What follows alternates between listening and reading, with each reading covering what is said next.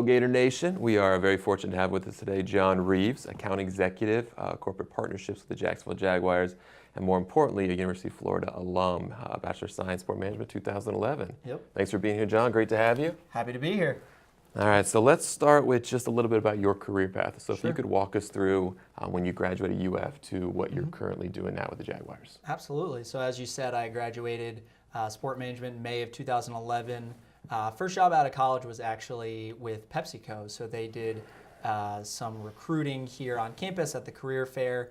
I wasn't really sure where to go out of college in the sports industry. Didn't have a lot of the great resources like you back then. And so I found the opportunity with Pepsi to get in with a Fortune 50 company and get into management training. Sure. I was with Pepsi for about a year and a half. Really learned the business of working hard, the business of selling, being a Gator grad, selling Pepsi in the heart of Atlanta, in the heart of Coke Country, which was fun. And then found an opportunity with IMG, which is a big sports agency. I interned for them in college and actually just kept in touch with a few people who worked there. And back in 2012, they informed me that IMG had a new branch starting up, ticket sales and collegiate athletics, asked if I wanted to join the team at Georgia State University there in Atlanta.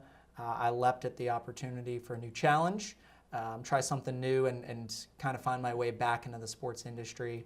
I was fortunate enough to be there for about 10 months, and we signed a new school called the University of Florida to be a partner, which, again, the opportunity to work for the Gators, to wear the orange and blue, was an opportunity I couldn't pass up. Was here, fortunate to end up, my last role here with the Gators was Associate General Manager of Ticket Sales, so running our ticket sales department for the Gators, and then found my way to the Jags and corporate sponsorships, which is where I'm at now. So talk a little bit about what that role means. What does it mean to be an account executive in corporate partnerships? Sure. So for the Jags and corporate partnerships, our role is strategic partnerships. So that's strategic business partnerships. How we end up describing that is we have a 53-man football team, right, that competes, gets to the AFC Championship game, this close to the Super Bowl. But then off the field, we have a business operations team. And our corporate partnerships team's task is basically bringing together the Jacksonville Jaguars as a business organization, as a pillar of the community, as a marketing vehicle, as the best way to reach fans in Northeast Florida. So we are going to national brands and talking about strategic marketing partnerships in all different shapes and sizes. So as an account executive, we're just a team of 6 going out there and selling and pitching and activating and executing. So we wear a lot of different hats, but our main focus is all of our new partners, potential new partners, and our current partners.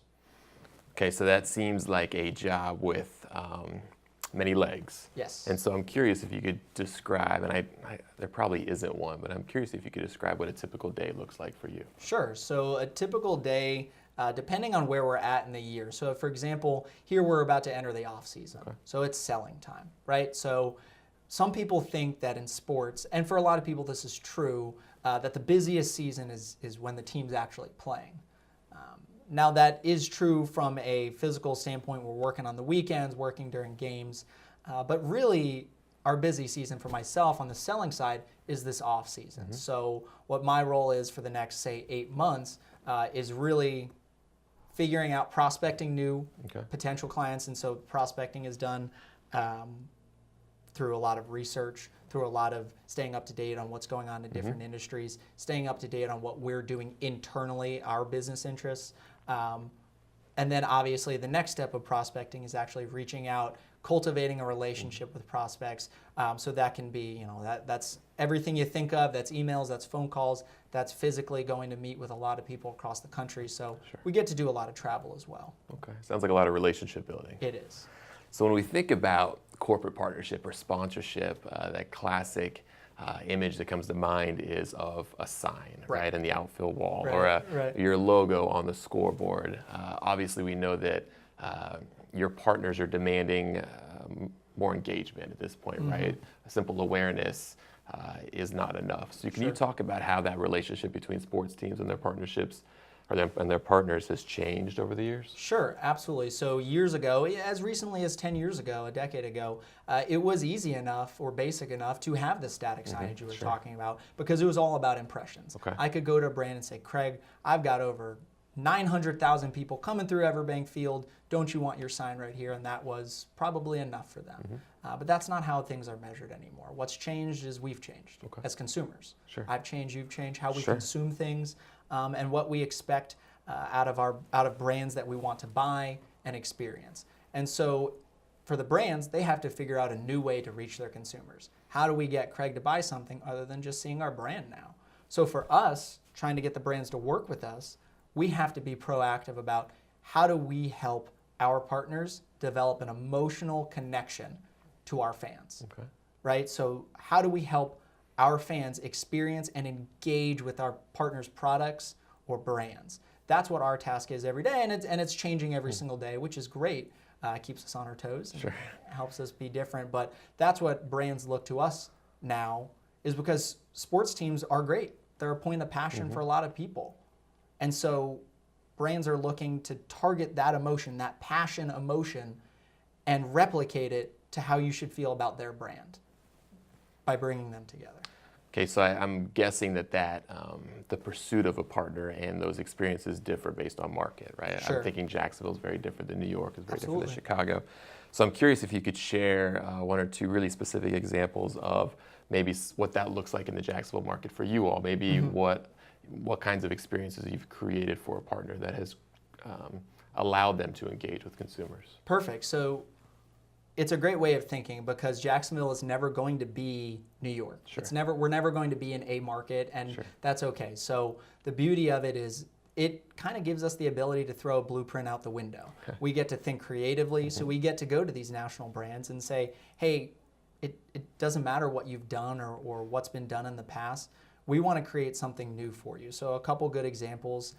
We have a league-wide, an NFL partner that works with a couple different teams per year. They've worked with big teams in big cities. This year, one of the teams they're working with are the Jacksonville Jaguars.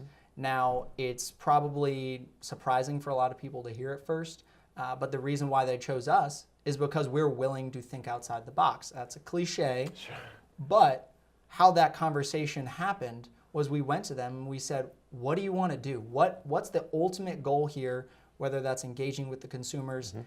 And once they told us how they wanted to engage their consumers, we created the mediums to connect those two.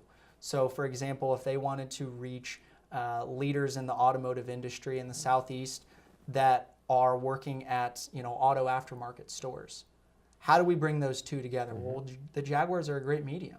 Okay, we're a sports franchise. We get to bring them to our stadium. We get to put them in an environment where this company can have genuine one-on-one time with these people while they're in a football stadium, while they're feeling good about the Jaguars, while they're feeling good about some behind-the-scenes access. So we create experiences that allows these brands to have emotional connections that a sign just doesn't do, or a piece of promotional material just doesn't do anymore. So we try to connect the dots between, all right, what's the emotion this brand wants to get out of their consumer, and how can we create a platform that elicits that?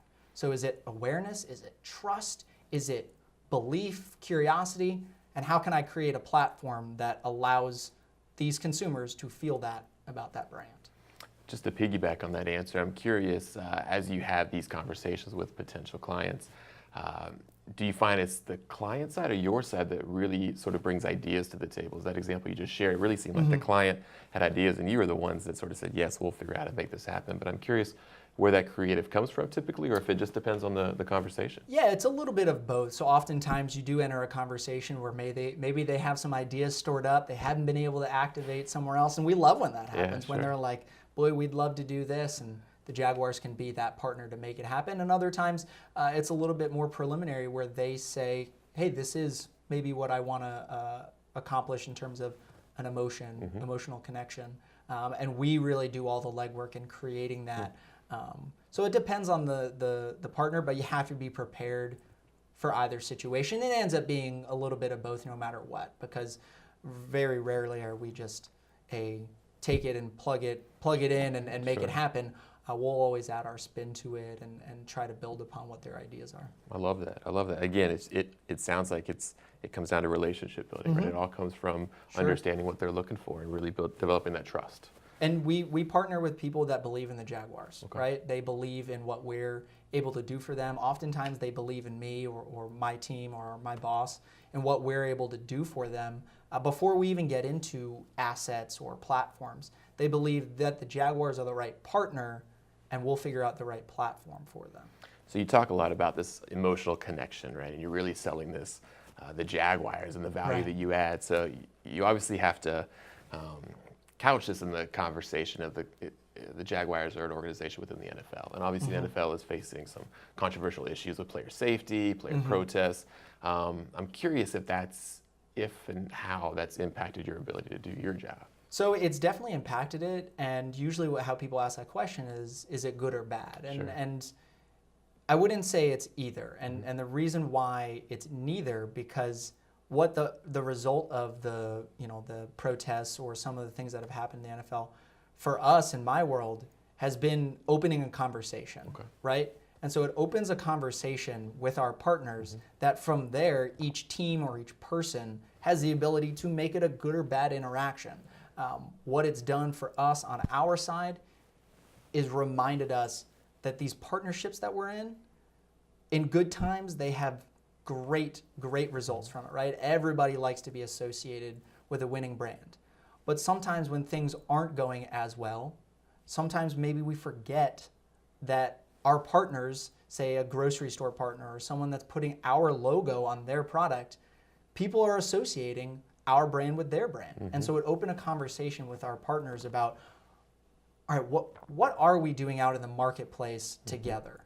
What is this partnership that we're trying to bring to Jaguars fans and things like that? And so it allowed us to understand a little bit more what each partner is looking for. Some partners didn't have a problem with it because there was not a maybe consumer-facing piece to it. Others had direct retail effect, and they wanted to talk about it, and that was good for us. Yeah, sure. It allowed us to understand, all right, how are you measuring this partnership, and what can we do to affect that? For other brands, maybe they, or other teams, maybe the conversation didn't turn out so well because they tried to dismiss it as nothing more than a blip on the radar. Sure. For us, we tried to allow that feedback because we're partners. We're not, we're the company, you're the client. We're partners. We want to understand how you feel, and let's talk this through and do what's best for our partnership rather than trying to dismiss it. So it's opened the door for a lot of good conversation on the field and off the field. So I think the end result's going to be good if people can stay focused on trying to keep the conversation going. Yeah, again, I hear relationships over and over again. These relationships, developing relationships. It's I key love for that. everything. All right, so shifting a little bit, obviously, I always ask about technology because I feel like technology has made such a major impact on all of our lives, both personally and professionally. And so I'm curious, again, how that's impacted your role, both maybe on the sales side and then on the activation side of some of these partnerships. So technology has had a twofold sort of effect on us. So one, it's been interesting because before, again, maybe a decade ago, if you made the most phone calls, or you made the most emails, or you read the newspaper the most, you could get a leg up on a lot of your competition, understanding business trends and industry trends. That information is so incredibly available to anybody who wants it at the drop of a hat. Yeah. So it's not enough anymore just to be the most well-read or to be the most diligent or hardworking. Now it's everybody has that information. What are you going to do with it? Okay. And so now what technology has done for us is it's actually increased the opportunity for someone like the Jaguars. And I'll tell you why. One, I already hit on, we're great at being creative, we're great at thinking outside the box. So if everybody has the same information, we're going to bet on ourselves. Of all the NFL teams, I bet you we can create the most creative, the most unique platform for you. Whether it fits is up to the brand. But now everybody has the same information. And also, it's opened the door for people to learn a little bit more about the Jaguars that maybe they wouldn't have, just reading 10 years ago in the newspaper. Now you get stories about our owner, Mr. Khan. You get stories about what we're doing with our amphitheater. So the technology has really, in a good way, made information available to a lot of people, which is great for us. And then the second side of technology's effect on us is it's made us be sharp on our toes, because these brands have all of this technology at their fingertips, and they expect us to maximize it. Yeah, sure. Right? So you asked about, is it always them creating ideas or us?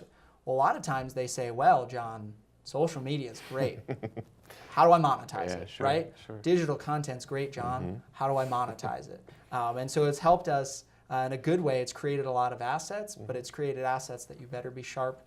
You better be on your toes to be able to maximize. Otherwise, someone else is going to. I love that. We're going to get back to that point here in a second. We talk about how to prepare to work in this space. But I have one more question about sort of trends. I want you to put your futurist hat on for a second and think out a few years. I know you're someone that's never satisfied with where you're at. You're always looking to the next challenge.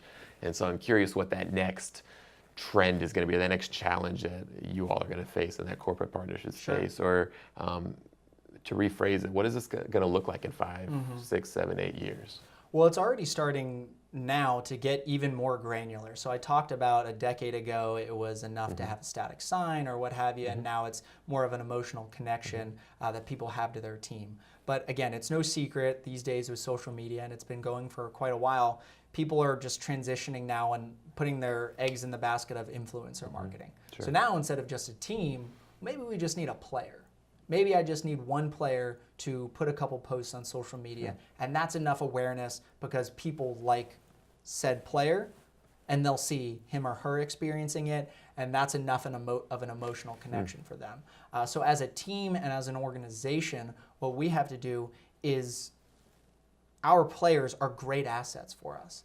And putting them in a great position to succeed both personally, on the field and off the field, they have business aspirations. So for us, with these brands, it's keeping an open mind. Again, I've already started to see with influencer marketing or the technology you addressed, some teams try again, get stuck in their ways every so often of, wait, we just transitioned to doing all these social and digital platforms for you. Now you want to get even more granular. And so you have to keep an open mind of understanding what that brand wants to do. And 5 years from now, maybe they only want to work with players. Maybe they only want to work with individuals that are promoting their product, as opposed to teams. That's interesting. Because what happens, and we've seen that as you talked about with some of the things happening in the NFL, is, all right, well, a team represents a lot. Maybe we don't want all of that. Yeah, that's true. Maybe we just want what one player represents. And so it's for us keeping an open mind and understanding what they want there and not dismissing it and keeping a good relationship. It's very interesting because the narrative is different if it's at the player level, the team level, the league level. There's obviously different people to take into consideration as that narrative is crafted. So that's an interesting point. I like that. All right, so I guess let's shift to the last topic I want to chat with you here today about, and that's would love some of your insights and thoughts as we talk to some of our students and maybe alums that are looking to potentially pursue opportunities in the corporate partnership space. And so I guess the first question is just what types of experiences should a student or maybe a young alum pursue or seek out to prepare themselves for a role like yours? So for corporate partnerships, early on, I shouldn't say entry level, but the early on positions in corporate partnerships, a lot is on the activation side. Okay. And so that's where, again, no different than what I did for Pepsi. It's how you learn the brand, right? Before you are able to go out and sell it, before you're able to go out and represent it, you need to learn the brand. So for Pepsi, that's what I did. And with corporate partnerships, a lot of our team that starts in activation and execution, it's because they're working with all of our different partners, actually activating these assets that we put together, these platforms, and they're understanding after it's already sold, after it's already being put into motion, what that means for the brand, what that means for the Jaguars, how it's done. And so a lot of experience can be had there and how people make the transition from activation into selling. And so, for example, for the Jags, we have internships every semester in activation, but not on the sales side, because we expect first that you'll get to know the brand, you'll get to know how to execute for the Jags, and then inevitably you'll learn the other parts of the process on how to create new business once you understand the basics. Yeah, so straying from the specific role, because I think that's great advice, on the corporate partnership piece, I know that culture is really important to you. And I know specifically when you're looking for opportunities professionally, culture plays a major role in your evaluation of opportunities. So can you talk a little bit about the importance of young professionals seeking out a good culture? Sure. And culture is very important to me, but it's also a little bit of a misnomer. A lot of people hear culture, and we've joked about this before, where they hear about the fun things that a business does in the office. Maybe they have a ping pong table. It's what they advertise on the website. Yeah. And those things are great. Don't get me wrong. It's great to have fun. It's great to have that piece of culture. But specifically to use the Jaguars example, when I was evaluating the opportunity to join the Jaguars, I saw a culture that was one based on empowerment, that was one based on autonomy, believing top down in the employees and what they're able to do as a team and individually.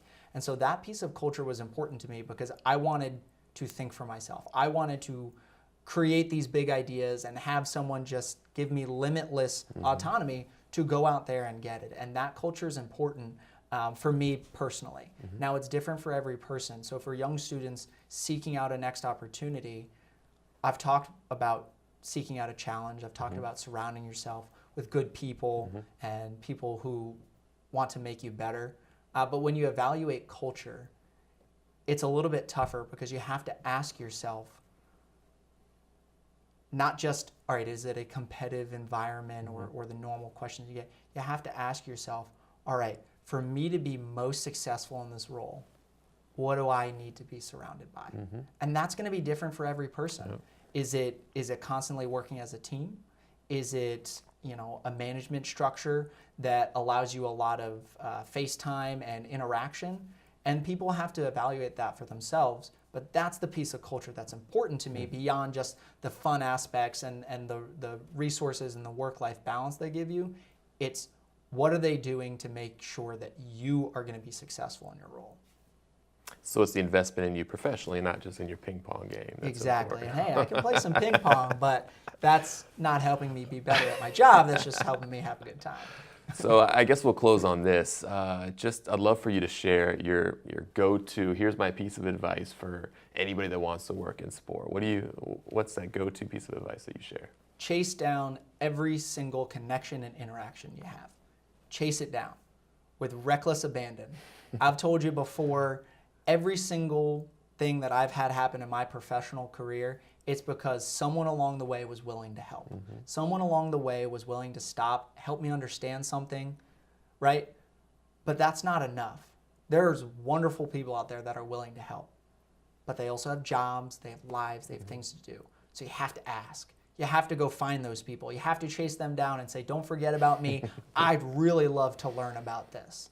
My current opportunity with the Jaguars is because I chased down a connection, a personal connection. I had no intention of working for the Jaguars or working in the NFL, but because I just decided I really wanted to get to know someone in the industry, I enjoyed networking, I enjoyed building new relationships, it led to me finding out about the Jaguars culture and meeting new people and realizing maybe this is a challenge that's right for me right now. So I would tell every student out there, every LinkedIn connection, every person that comes to talk to your classes, Craig, the people you connect everyone with, chase down every connection because those people are going to make the difference, exposing you to new things, opening doors for you. Maybe they'll give you a helpful piece of advice that'll click down the road. So that's the number one thing because that's one thing you can't do for them. You can show them the doors, you can introduce them to people, you can give them everyone's contact information, but they've got to send the email. They've got to make the phone call, and I will tell every student they will be surprised, happily surprised, at how many people are willing to help, especially Gator alums and Gator Nation, how many people are really interested in helping the next generation. It's a fantastic way to end the conversation. All right. John, I really appreciate your No time. problem. That's it from here. Go Gators. Go Gators.